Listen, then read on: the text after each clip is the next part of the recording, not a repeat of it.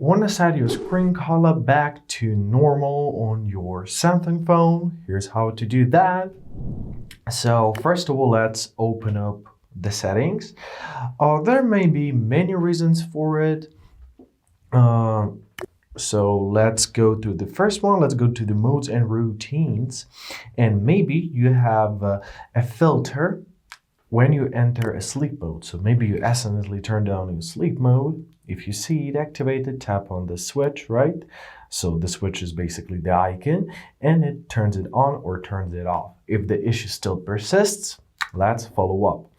So go back to your main settings, then scroll down to your accessibility tab. In your accessibility tab, tap on the vision enhancements and let's check anything that could go wrong here. So first one is color inversion. It reverses the color of your screen. Let's turn it off. If the problem still persists, let's keep on. Then we have a color correction. So people with different type of daltonism may need it with a different type of color blindness, right?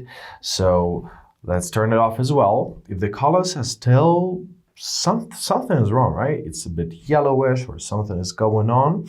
So we have one last thing to check. We can swipe down from the top of the screen. Let's swipe down again and let's find our icon for Shield. So this is actually a very good feature. It turns off all the, I believe, blue light from your screen, so it doesn't damage your eyes. However, it may have this weird yellowish color, so let's turn it off.